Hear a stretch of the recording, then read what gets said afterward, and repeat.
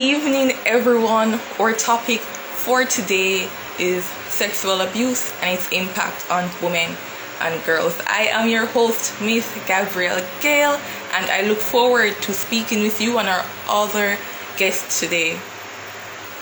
Thank you for joining us. Good evening, good evening. Thank you for hopping on to the live. Thank you so much. Thank you.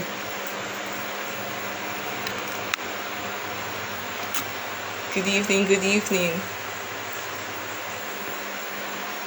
Our topic today is about sexual abuse and its impact on women and girls. It's a topic that we've heard mentioned many times, but we're going to add a few of our guests to the live right now.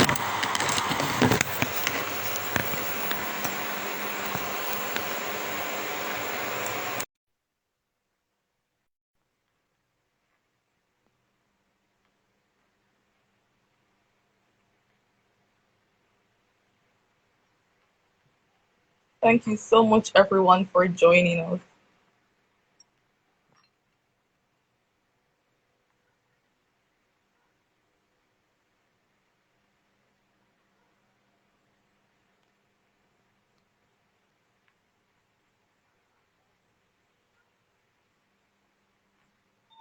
All right. My name is Miss Gabrielle Gale. As I said before, I'm your host, and I'm very heavily involved in anything related to STEM, the creative arts, as well as youth engagement. So anything related to those areas, I'm the girl who's going to be involved in them, ready and able to speak. Ready and able to speak.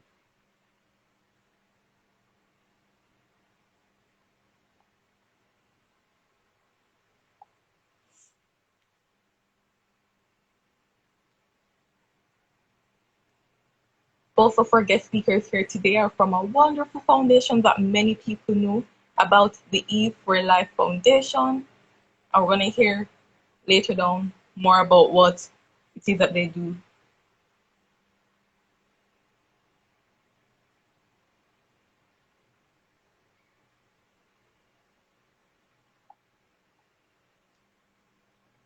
All right.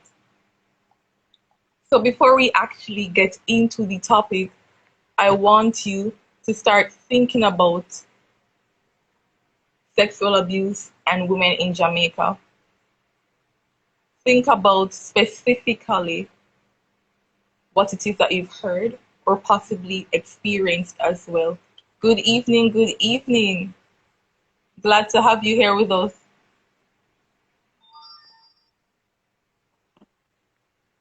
Good evening, hello. Hi, good evening. Are you able to hear us? Yes, I'm hearing you. Good to have you here, good to have you here. Yes. Thank you very much. If anybody can hear our guest tonight, please send some emojis in the chat. Send some emojis in the chat. Send her some love. Send her some love as we get ready to begin. In the interim, this is our wonderful guest, Miss Monique McDonald. But before we even get into introducing her a bit more, and our other guest who is coming on, Miss Joy Crawford, we are here on the well-known We Touch One Heart Foundation. The motto here at We Touch One Heart Foundation is be the change that you want to see. This is a non-profit organization founded by our CEO, Ms. Shanique Rogers. And this foundation is heavily centered around volunteerism and youth engagement. So even though this foundation was based in Portland, it's not only open to people from Portland, but for people right across Jamaica. So in essence, that is what We Touch One Heart Foundation is about. In addition to that, we have Miss Monique McDonald. Miss Monique McDonald is a life coach and a mentor mom. That's what they call her, a mentor mom at the Eve for Life Foundation. Monique, she's a 30-year-old woman who is heavily involved in the Eve for Life Foundation and the work of that group. Unfortunately, she was sexually abused between the ages of 12 to 15 years old, and later down she will share her experience with us. However, she did not let that stop her in life. She did not let that stop her journey, her shine, and what it is that she wants to do. Miss Monique McDonald has worked with many young ladies who have been impacted by sexual abuse and HIV and AIDS as well. So everyone, please make welcome our guest right now, Miss Monique McDonald. We look forward to hearing what you have to say tonight. We're very excited and we're ready to learn and hear what it is that you have been doing in the space as well.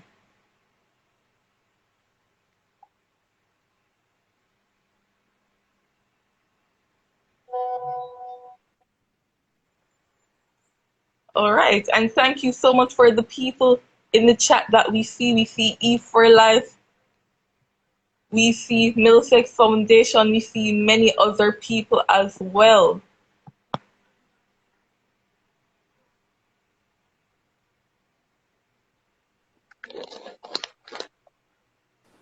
Okay. Good evening, good evening. Hi, good evening. Thank you for being here with us tonight. Everyone, this is Miss Joy Crawford, also known as Auntie Joy. Auntie Joy is the founder and the director of the Eve for Life Foundation. The Eve for Life Foundation. Thank you for being here with us tonight on Mic Up. This is a wonderful platform where we talk to youth about various societal issues, and this is a very touchy one, and it's also an important one. So thank you for coming here tonight, and thank you for the expertise and the real life experiences that you're going to share. So everybody, I want you to listen up. I want you to get ready because we're going to also have some giveaways. We're going to have giveaways. So we are in partnership with a group called the Yemen Collection. So what you have to do to be able to win a prize is you have to be following our page and following the Yemen Collection page. And when we have our question and answer segment later on, once you answer that correctly, you'll be able to win a prize. So a big welcome again to both of our guests. So to set the tone, I have an important question to ask, and I'm going to direct this to Auntie Joy. Auntie Joy, we hear the term sexual abuse used very loosely. It's somewhat of a buzzword nowadays, and I think many people aren't sure exactly of what the word or the phrase rather sexual abuse means. So can you please share with us exactly what is sexual abuse? All right, great. Thank you so much for the opportunity to be on this platform and just to share with persons who have joined us. I'm going to go very clinical on this one and to say that sexual abuse is one, engaging or enticing a child to engage in any form of sexual activity with or without the child's knowledge, and definitely the child can't approve under Jamaican law.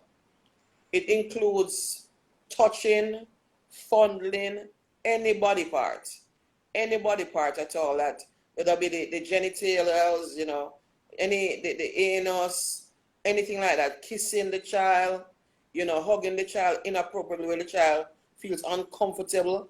It also includes penetration with fingers, penises, any object. Exhibition is you going ahead and showing yourself to the child or asking the child to show themselves to you. Just any kind of, like it says, enticing and engaging. That's something a lot of people don't recognize. People think that it's only the violence act of rape. No, sexual abuse taking all of those things. It includes pornography. So from time to time, you will hear the child protection people saying that if you get a video on your phone, you should not pass it on to anybody else. all of that comes under sexual abuse. And all of these offenses can result in some kind of criminal charge at different levels. So that's what sexual abuse is. Okay. Thank you very much for sharing that. So now we have a clear definition of what it is. But can you also share with us some data on sexual abuse in Jamaica? All right, so there are three I want to look at, really. And I'd want us to, I'm asking the audience to think about what I'm going to say very carefully. We are said that in Jamaica, we are having our head in the sand there, that we don't want to acknowledge. And so there's no mystery about what is happening in Jamaica. It's sexual abuse, because we see it in the media almost every day. Yes. However, the Office of the Children's Advocate and the Children Registry is available online to all Jamaicans to go and see what's happening to our children. Now, the most concrete data that you have on the site goes up to 2017, which means that these are the ones that were assessed and approved and put out. We have more current data, but this is the official data. So up to 2017, we're looking at from a total of 20,589 reported cases. Now remember, reported cases probably just one of many, but these are the cases that are reported to the authorities in 2017. Of that, over 18,000 were girls and 1,600 were boys. That's 20,000 of our Jamaican children reported sexual abuse. One of the things that I find very interesting about that is that we fast forward now to 2020, where your data is yet to be posted out in a site, but the data has come up throughout different interviews and throughout different acknowledgement by public officials. There are two I want to point out, because we're in COVID time, Yes. So in May 2020, in an interview with a police officer who has the authority, it's from Ministry of Justice, Victim Services, he said that during COVID and the restrictions, he had seen an increase of sexual predators being on the rampage, and based on the data that they have collected. Now, this is not good for us at all. They reported that within about a 2 months period, they had gotten over 200 cases reported. What is interesting about this, they also said that in 2019, this unit, which is the police now, it's not just the hospitals, they saw over 2,600 cases of sexual abuse against our children. But here is the bummer for me. Of those cases, 45 of the cases were children under age 11. Wow. Children between 12 and 17 was 114. And of course, the others were older. 45 of those cases are children under age 11. So we have a serious problem. I want to fast forward to where we are at now, 2021. Rosalie Gage-Gray, who is, of course, the CEO for the Child Protection Agency, spoke in an interview, and she said that, this is in June this year, she says between January 2020 and March 2021, that's what, about 8 months or so, 249 girls got pregnant as a result of rape. So those are the ones that got pregnant, Yes. The reported as a one. result of rape.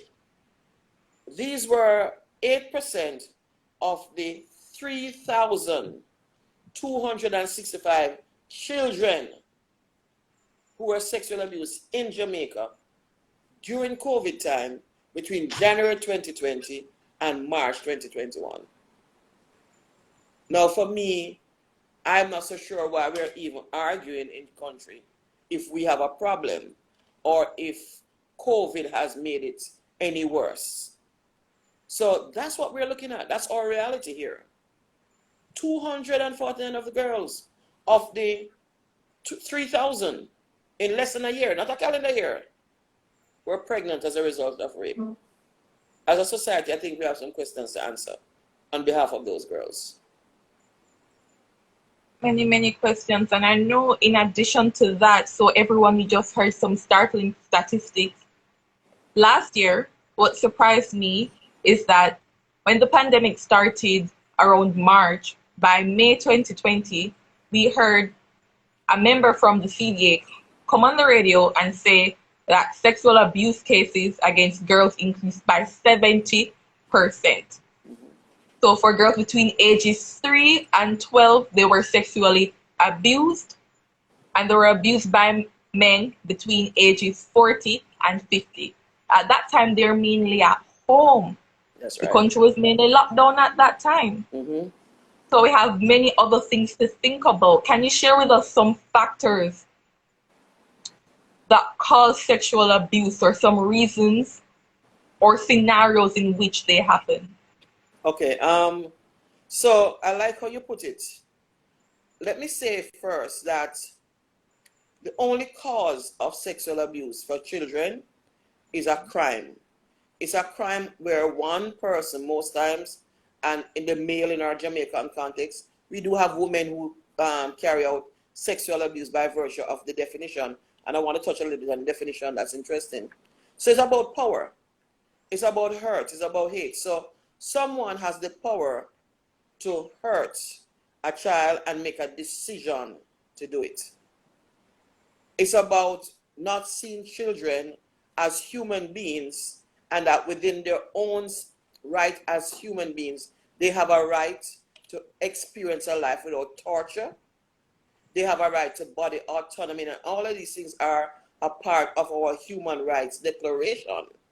And a lot of times, because they are small, we grew up in a culture that says that children have no rights because they don't have a job, or they are, they need to subject themselves to adults and that they can't think.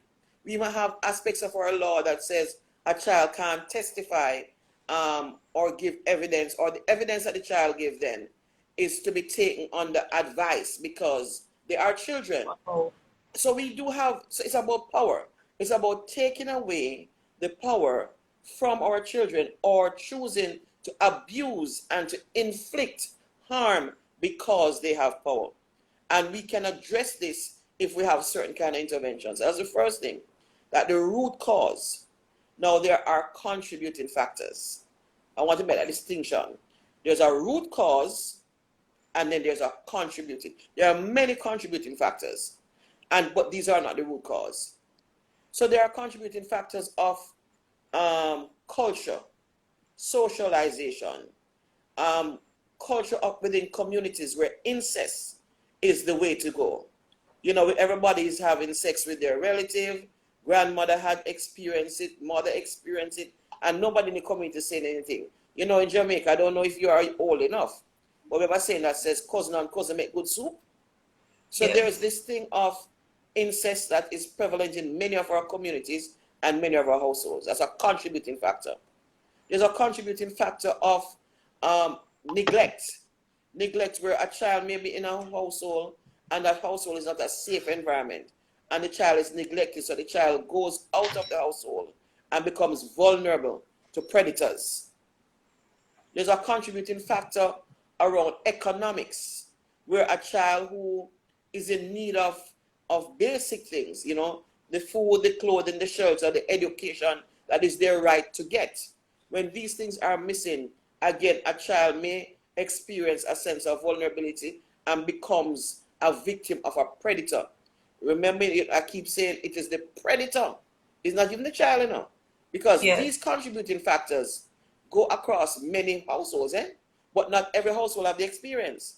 These contributing factors go across many kids, but not every child have the experience. That is why I say it's a contributing factor and it is not a cause. But these things make kids vulnerable. And then the predator that we should be focusing on is where the error is.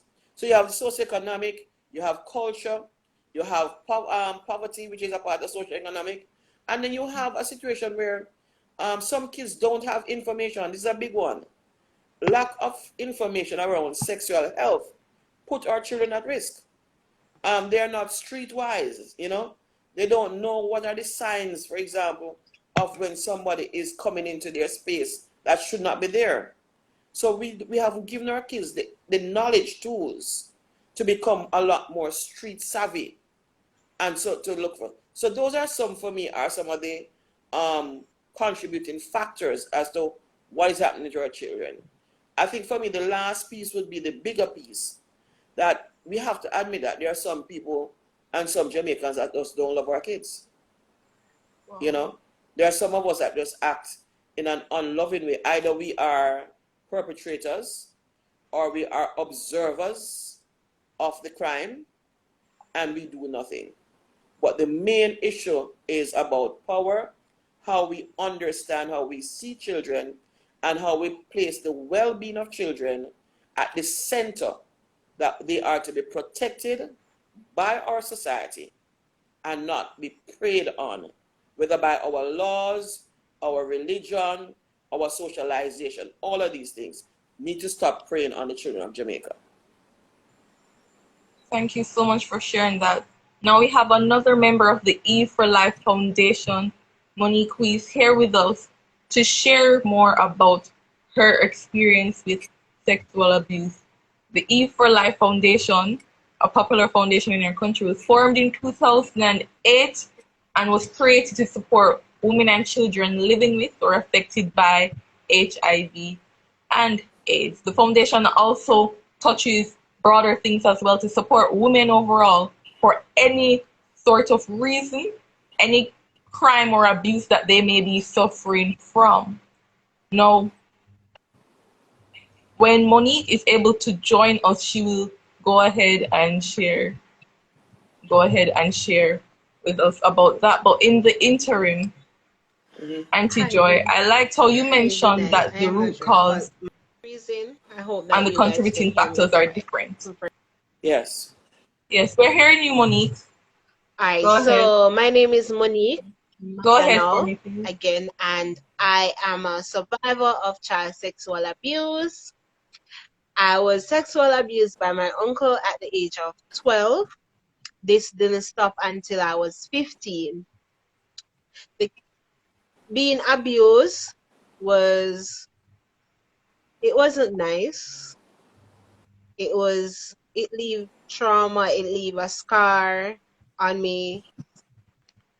When my uncle did it for the first time, I told my grandmother about it, but she didn't do anything. She promised me that she will report it to the police, but she did not. She protected her son instead of me as her granddaughter. And it reached the stage where smoking and drinking was one of my daily routine of healing. And afterwards, I realized that it wasn't helping. So I started to write. Every single thing that happened to me, I started to write. What happened, how I feel today, and yes. So most of my feelings my impression was right in the book. Okay. So you just shared with us overall the bits and pieces that we heard about your family members not being supportive, so you turned towards writing, a way for you to try and heal from your trauma. But other than your family members, were there any other agencies who tried to help you, the police officers or CDA, any other agencies? And if you're able to do so, can you please detail to us even more some of the responses or what you faced from your family, the people who should have been protecting you at that time.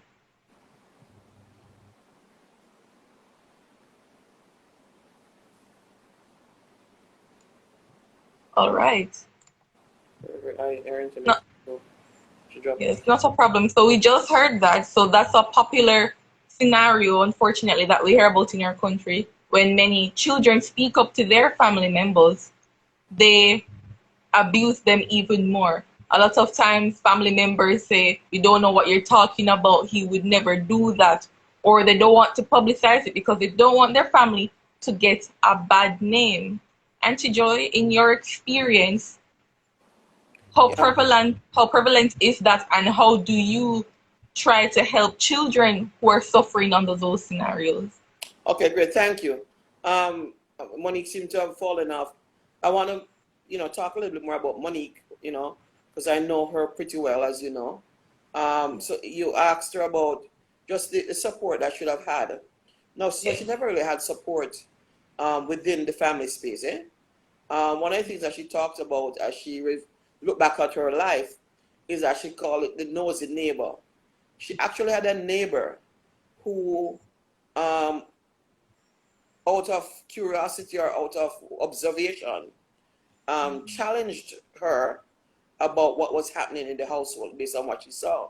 Now, the neighbor never understood it or took it from a very protective way. It was more like, how you have your uncle doing things to you, eh? So she was blamed by the neighbor. But it opened an opportunity for her to explain to the neighbor that it was reported to the school and to give her side of the story to say, listen me, I am not doing, this is something that's been done to me. And so that allowed her, through the neighbor, to get her situation looked at. Now, well, she's back on, but her experience in terms of the protective entities showing up on her behalf, no, that did not happen. So I don't, Monique, are you back?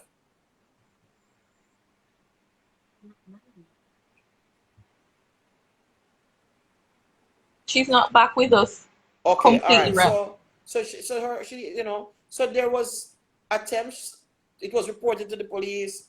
The case had gone to court.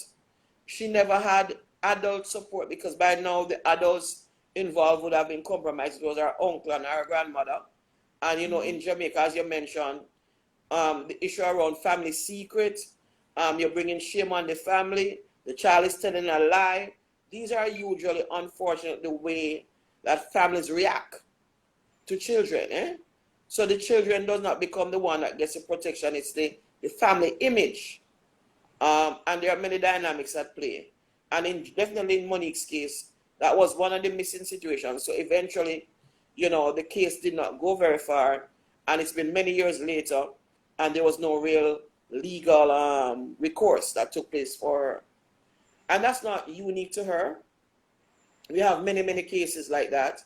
I think we have one of the things about sexual abuse, whether it's for child or adults, when rape or any sexual violation takes place, most times the victim's mind is that I need help, I need healing, I need hospital attention. They're not thinking about going to court. That's very true. The first reaction is not, I want justice, about, God, they're having this experience. So to help them to move from that space of taking care of the pain and the brokenness that experience is, to now move to public display in a courthouse, there's a big gap. So you'll find that the input that is required into the life of a child when the incident happened, the kind of counseling long term, the kind of support, belief from the family, the kind of medical attention, the kind of community rallying, the kind of not blaming them that is necessary to help them get to the point now where they can have the growth to go to a courthouse to face an accuser, that is missing. That's a big gap in our culture. And some people ask, why you never come forward? Why we not catching the perpetrators? There are so many things that need to happen in those first days and first week for someone who have had this experience. For a child, is the child protected? Can the child stay in the home? Can the child leave the home? Are all the agencies working together to protect the child? Those things are a big deterrent. And when we see like a Monique who did not have that come to a fullness because she never had adult support, the caseworker changed from one parish to the next, and then the file get lost in a, I mean, she don't have no money to get no lawyer for herself. All of these things, it happens every day in our country. Half of it is not reported. Remember earlier when we shared the data, what we know of is only those that were reported. And if you think about what I've just said, can you imagine how many are not reported? Yeah. It happens every day. Currently, I wonder, because I'm an educator right now at a secondary school, at a high school, I wonder oftentimes how the children are really coping. So recently we had Sissoko stop by our school, which I think was a great initiative, just to stop by and to talk to the students and to hear from them how they are feeling and how they are coping. Oftentimes, teachers are the second parents. Teachers help children away from homes or in any other institution that's a safe space away from home.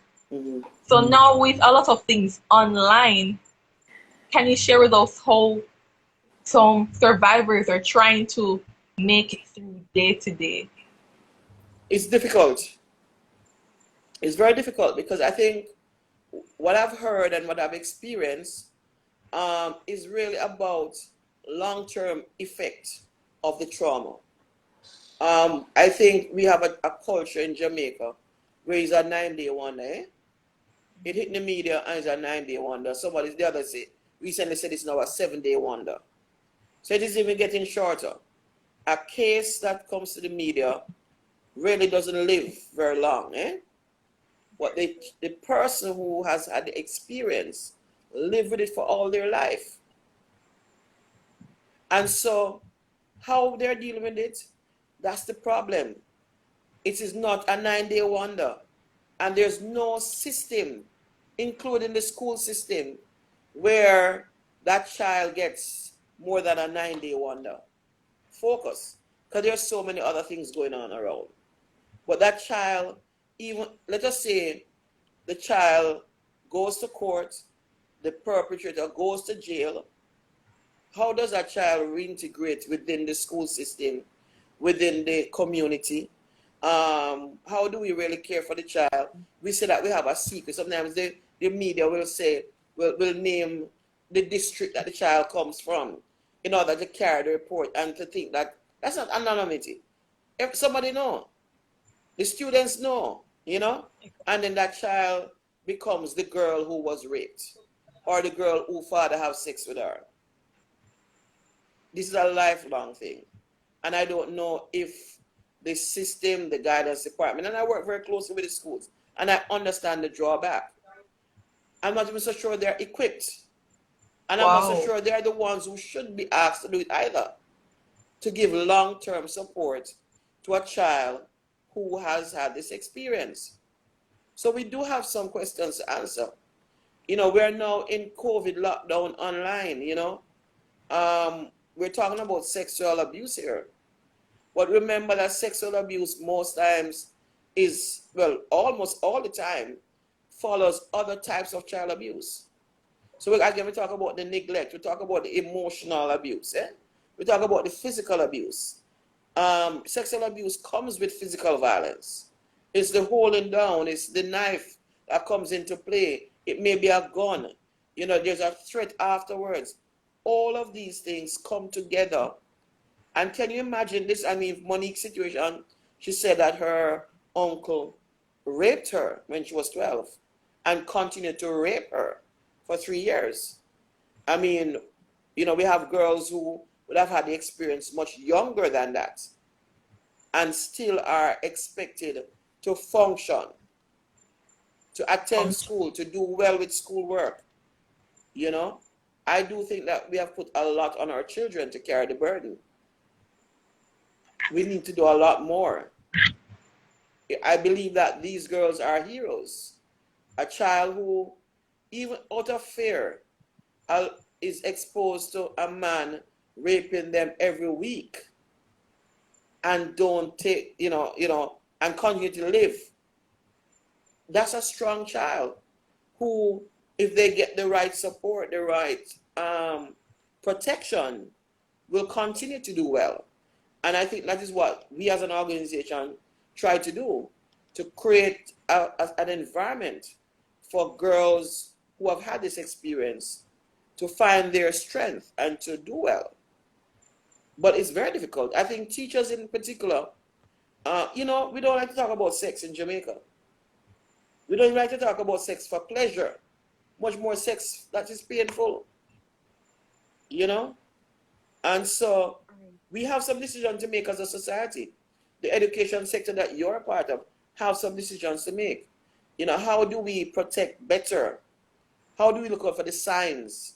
How do we create an environment that the child who is being abused at home will come to school and say to us?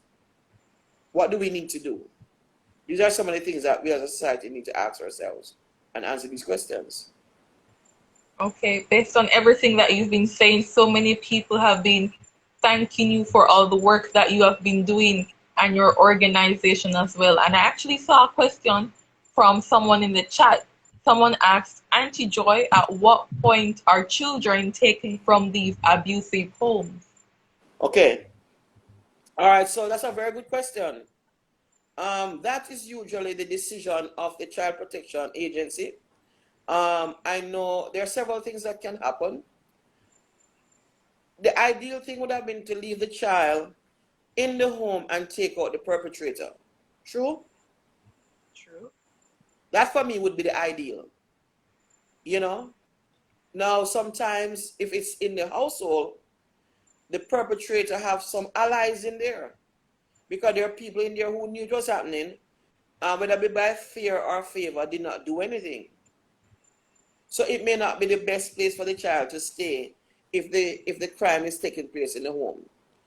The Child Protection Agency, when they intervene, their next focus is usually to take the child from the home and place the child with a relative who may be able to lend the support. Their first option is never usually to take the child and put the child in state care.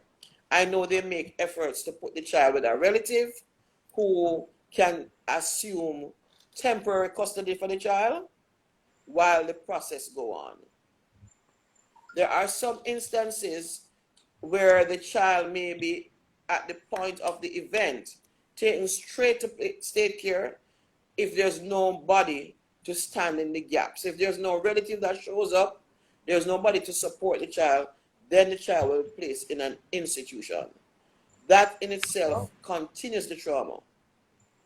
There are different things like what is called occupation order, which is a part of the Sexual Offences Act, where the court could rule that the perpetrator is the one that removes from the household, and the child and the parent, that is the caring parent, remains in the household. So that can happen, and that is something that is available under law. So those are the options, but at every step of the way, while you're removing the child from the household, you want to ensure that the child is not placed in a worse situation or experience additional trauma. So at any way, the first thing that needs to happen is a report. Even for the child to be removed, we can't remove the child unless nobody speaks up about it. So the nosy neighbor in Monique situation, we want more nosy neighbors. We want more Jamaicans to speak out. We want people who have the information to say what it is so that the child can be protected, including if it means that they need to leave the household. But nothing can happen if nobody not talk about it. All right, we have another question. Someone is asking if it is that you know any statistics that show the percentage of these abused children who turn into abusers themselves. No, we don't have that data. Um, Again, if at the beginning when I spoke about the root cause, there's no natural trend to say an abused child will become a perpetrator.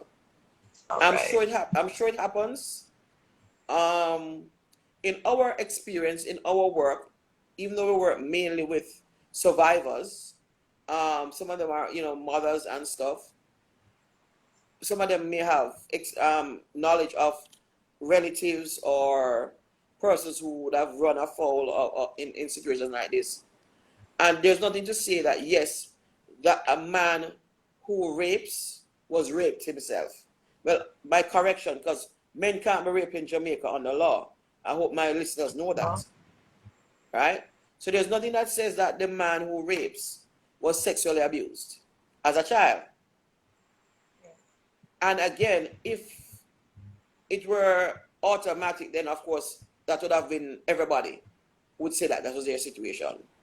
But one of the things is we don't record at the places of entry. So the places of entry would have been the hospital or the police station, eh? And so if the data is not collected at that level, then it's very hard to track that. I guess the other place that one would have to look is go to the prisons where perpetrators who are charged are there and find out from them how many of them themselves may have been sexually abused. So unless you're looking at it that way, I don't think we are really able to try and correlate the thing. Because if the person was physically abused, to me, it doesn't mean that you're going to naturally transcend to be a sex offender, you know? So it's really a very good question, but I don't think we have any, I definitely haven't seen any studies that say, how do we know how many are themselves experienced sexual abuse? Okay, and what you touched on, I also saw in a study from some researchers at the University of the West Indies that we need a multi-pronged approach, a multi-sectoral approach where many people, many different agencies are working together so that we can have adequate representation so that we know what we are dealing with. So earlier in the discussion, we've been speaking a lot about our younger girls, but many of our women are still dealing with this today, or many of our women have been abused over the age of 18. Yes. I know many of them may deal with it differently, but can you tell us some ways that women deal with sexual abuse? How they should do it or how they do it? What is the How they question? do it, how they actually do it. Well, no one size fit all. Women get depressed. The worst case scenario, in a way, is that women kill themselves. Because they can't live with the thoughts about it. Some people might say suicide is actually a healing and not something that is bad. There are people who feel that way, but there's depression. There is long-term psychotic experiences. Some women have a psychotic episode and never ever recover because of the trauma, the post-traumatic disorders. Some women turn to drinking. I know Monique shares in her book that and she said it earlier on the live, that she started to drink and smoke, and before that she wasn't doing those things. Some women really become very aggressive towards all men and never form any kind of relationships with men. Some women leave their families and become very alone. some women go for counseling. Some women go and get prayers. Some women heal themselves and continue. There are some women who get pregnant as a result of rape. That's a whole other can of worms, and have to manage that. Some women get HIV as a result of rape, and other STIs. So there are a myriad of things that happen to women. And some women pick up the pieces, and some women just don't. Some women bury the thought, and it's when they're in their latter years, 40, 50, it comes back to them because they were triggered by something. And that's why I said it is such a long-term impact on the lives of persons that we shouldn't be taking it so lightly. All right. Now we have some additional comments. People have really resonated with certain things that you have said. Latoya said that you raised a powerful point that it would be good to be able to talk to different persons in jail or other areas. And somebody else also highlighted what was mentioned about the protection order that can also be given alongside an occupation order. And somebody else has said, Miss Tabitha, that she believes that adults who hurt children are mentally unstable. And apart from locking them up, she's wondered if there are different treatments that have been employed for these unstable people. Because rehabilitation is an important process as well. It is. I think the first thing I like to look at when it comes to sexual abuse of our kids is the fact that it's a crime. It is a criminal offense. And we have to treat it first as crime. And then we treat the other parts of it. Yes, I do believe that there are persons that have mental disorders that will abuse a child and will rape. But we don't want a situation where, again, we have the contributing factors. Because if everybody go and plead insanity, we're going to have a problem, because you and I know that it's a deliberate act. And especially when the person does it over and over and over again. So the person who gets up and rapes his daughter, his biological daughter, and goes to work and function and come home and do it again, and goes to work and function and come home and do it again, not really so matter. Because the ability to go to work and make calculated decisions of pros and cons and all of these things require a certain level of mental stability. You see? So it's kind of tricky, and I'm saying no one brush is for everybody. But the fact is, whether the person is mentally ill or not, it's a crime. And too many situations where they're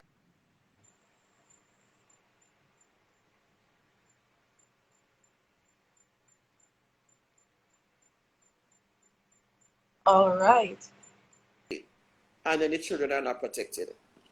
So for those who may not have heard, okay, I'm hearing you, Miss Joy. I'm hearing you. Okay. All right, again. So that's my answer to that. Okay, wow, we have another question. People are really thinking and fired up about this topic. Latoya's asking if rehabilitation helps in all cases, because she says that there are several persons who are going to prison to come back the same or worse. Prison doesn't necessarily equal rehabilitation, though. Exactly. That's exactly. Prison doesn't equal rehabilitation, and I don't know how much of that we're really doing. Okay. Wow. In addition to that, Auntie Joy, please tell us that E4Life. Tell us about some strategies that you use to help some of our survivors to deal with the trauma that they have. Okay, great. So, as was mentioned, we are an NGO here in Jamaica, And we've been in work for the last 13 years. And of that 13 years, I think we'd have dedicated the last 8 specifically to look at the intersectionality or the crossover between sexual violence, rape in particular, including incest in our girls, and how it impacts STIs and their lives, teenage pregnancy, those things. So the support that we offer is that we look at the holistic experience of that girl.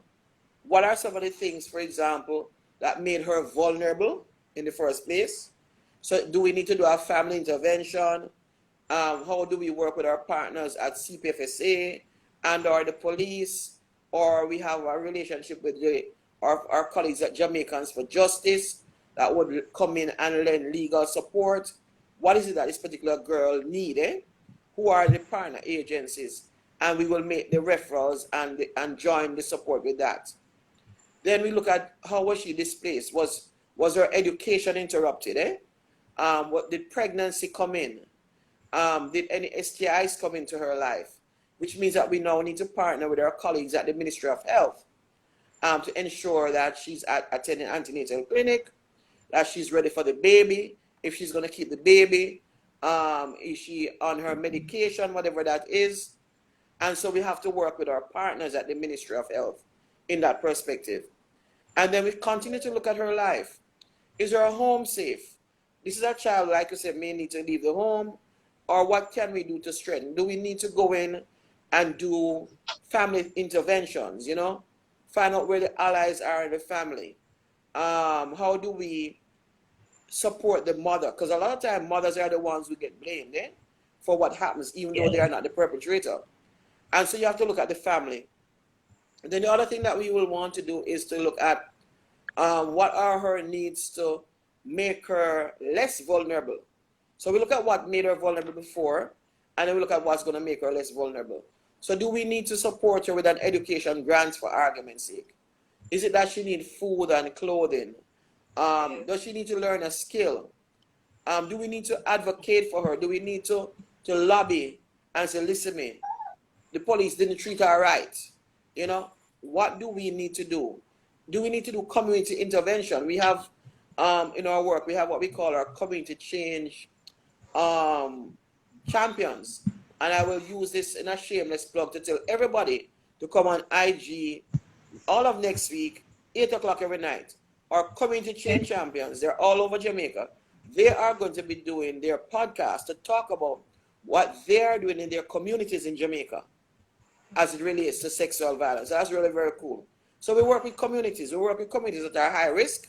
We work with communities and we find community actors, the influencers within the community, the grassroots man, the grassroots woman who can transform their community through education, and we do a lot of training with them. We sometimes support them with grants to ensure that they can carry out activities within their community to transform their community. So we have a program called ROAR, ROAR, which means Restoring Order to All Relationships. So the first one is restoring order to yourself. So all that I mentioned before is what we do with the survivor, to help the person to heal, but also to have their vulnerability reduced. The next one is restoring order to the community. So we do the community could be the household, or the community could be the geographic community. And then the other one is restoring order to the bigger community, or advocacy, like a conversation that we're having now. And we really want to thank your organization for supporting us with this conversation. The more that we can talk about it in the public, the more that we can lobby policymakers, the more that we can have podcasts, and the more that we can petition government to say, here are some issues that we want you to look at. The way that we work on behalf of survivors is how we do it. Okay. And as we are about to draw to a close, everyone, at the beginning of the program, I mentioned that we are going to have a giveaway. So I have one simple question to ask you, and we're going to have one winner. So please listen up for the question. Based on everything that we have discussed tonight, I want you to mention 3 contributing factors to sexual abuse that was mentioned. So you're going to get a nice prize. Your prize, you are going to get one necklace and a satin bonnet from Yemen Collection. So please comment that really quickly and our organizers will definitely note it. DM the page once you have done that. I So think in Monique wrapping is up, back. I'll give Monique my last word. I think she's there. Monique? Monique, you're back. Yes, I'm here. Sorry, guys. Woo, good. Goodness. The slow network was really acting up today. So, Yeah. Monique, in wrapping up, I'm going to ask you to answer this question first and then Auntie Joy. Based on everything that we have discussed tonight, Yeah. what do you believe that the nation can do better on a community level now and on a national level? What can we do better to help our survivors, to help our at-risk women and our young girls? All right. So one, I would say that we're very locked when it comes on to funding, especially even for the girls in our organization. And two, I would say more material things. When I said material things, I mean a safer home for girls that being sexual abused, because being sexual abuse or physical abuse, you may call an agency and then the next 2 or 3 days no one turn up. Where do we go after those abuse? We still remain into the abuse because we have nowhere to go. We do have no safer place for the girls, Yes. no shelter.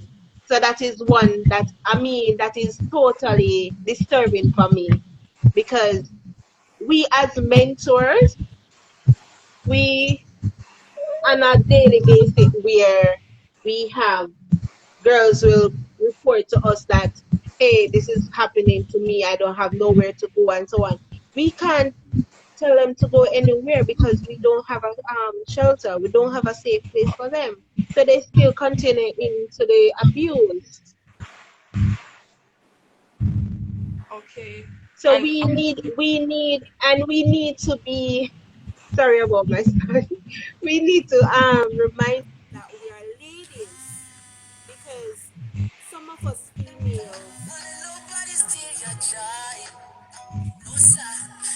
some of us females,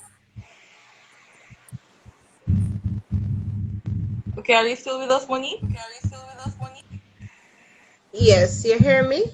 Yeah. Yes, we are hearing you.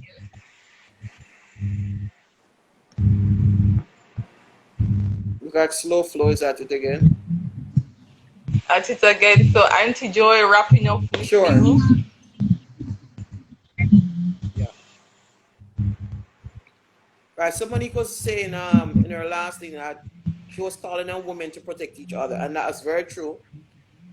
Because we are observers of too much of it, and there's an other in it, and we need to stop that. I think for me, one of the things that I believe that must happen is that we have to have I call it a diverse and yet inclusive national action that is an intersectional of justice, social, and cultural reform.